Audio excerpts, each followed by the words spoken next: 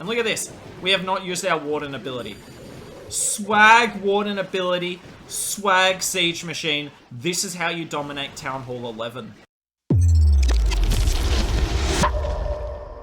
Lalo at Town Hall 11 is not easy, but I'm going to show you in this video today how if you use lightning spells with your Lalo attacks, it will make it so much easier. The Lalo pathing will be better and your deployment will be a whole lot easier. So we got Loki in the first attack here, and just setting up this attack, and you'll actually see it in a lot of the attacks today, the first 10 to 15 seconds just used for funneling. As you can tell, use a minion up here, and this wizard down the bottom that you can't really see is actually going to get rid of this air defense. If you can use a wizard with a few barbs to get rid of one air defense, that's pretty insane value. Now, we haven't seen any of the lightning spells yet, just starting with the Sui, and here they go. So no builder huts at Town Hall 11, so take your time to get your lightning spells right.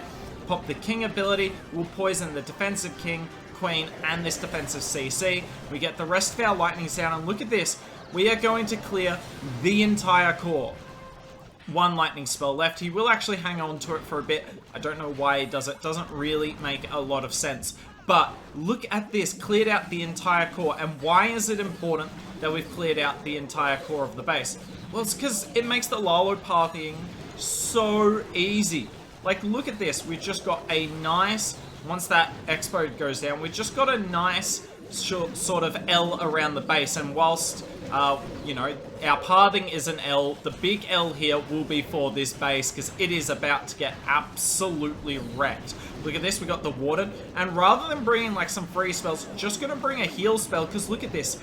There is no damage left on this base. Like, obviously, you know, there's 2 expos and a multi. They do plenty of damage, but we can out-heal them. There's no, like, Eagle Artillery. There's no defensive queen on the base. Those are your biggest targets for anti-Lalo. You just put a heal spell there, and the defense cannot do enough damage, and we are just going to overwhelm this base. And whilst the Sui was insane in this, in the sense that we dealt with the CC, Eagle, and Queen, which are 3 of your bigger targets, it was all those lightning spells in the core of the base that got rid of the sweepers, the expos, and even the single inferno that just allowed our pathing around the base. So anytime you're doing Lalo at Town Hall 11, look out for lightning spell value in the core of the base. But that's just one replay. I've got a few more for you coming up.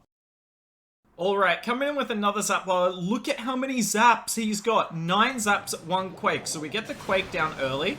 A couple of zaps on the single inferno. Now we're using the rest of our lightning spells to get rid of the expo and the wizard tower. And why is this important? Why is this important? Because by getting rid of these 4 buildings... Oh, the screen moved on me. By getting rid of those buildings there, it makes a funnel straight through here much easier. And this is brilliance on the top side. What's happening right here? Using 2 ice golems to tank, and we're actually going to bounce all 3 of these defenses here. When there's a 2-tile gap in between buildings, the bowlers can bounce that. And look at that. Sets an absolutely insane funnel. Because look at this, right? Our heroes are going to go through here, but we're not just going to get this town hall.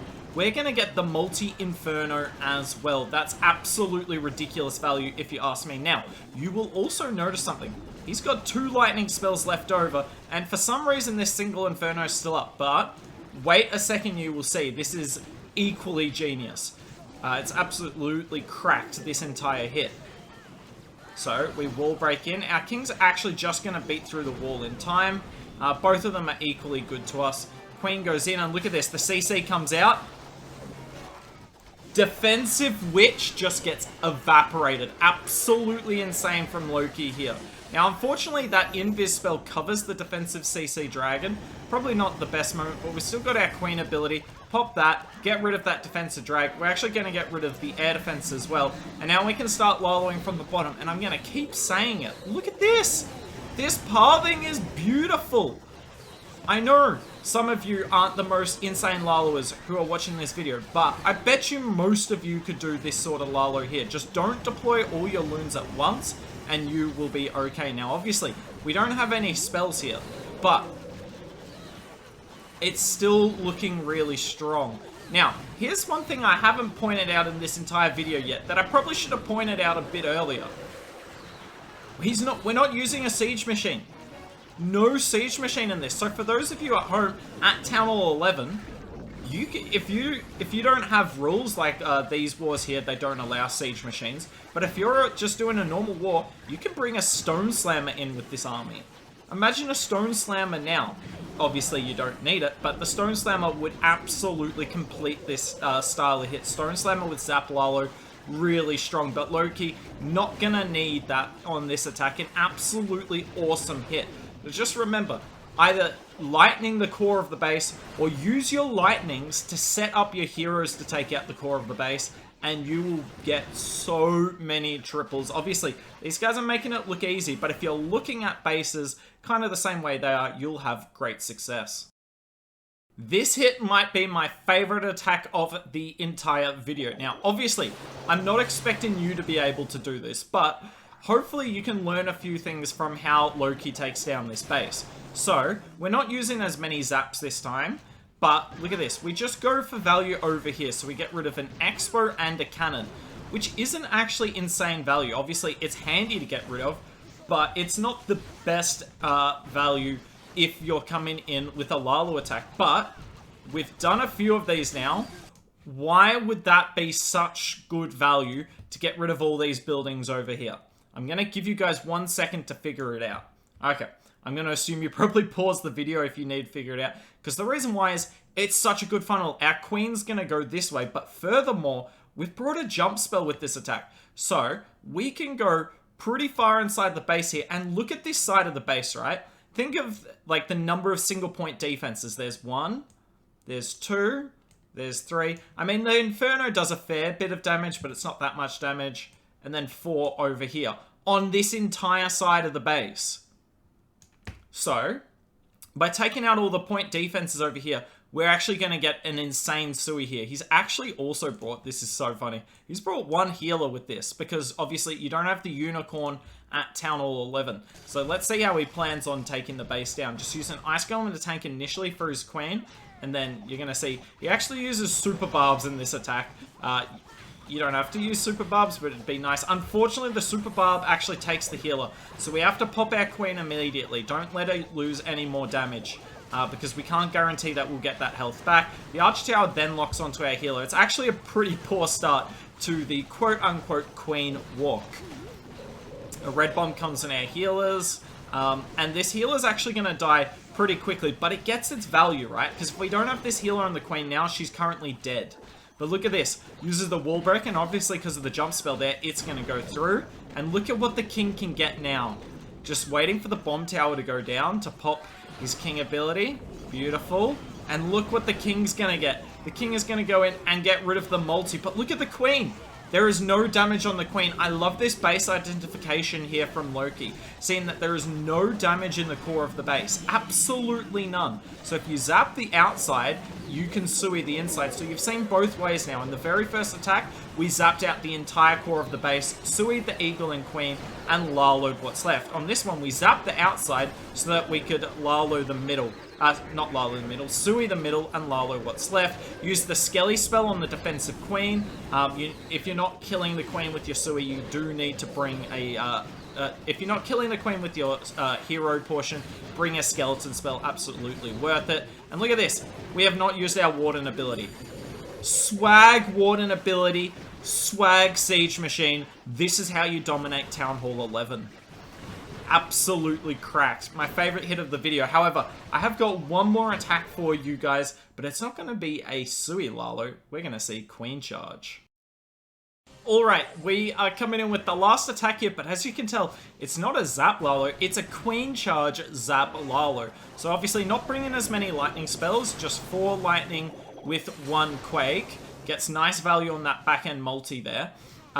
We can't bring as many lightnings because we do actually need to Queen Charge part of the base, which means we need those 3 rage spells. But still, a nice little start here.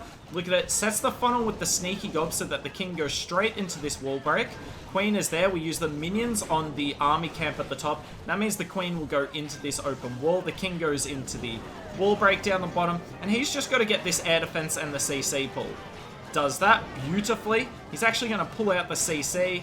And we are rocking. So queen on the top side, just kind of chilling at this point.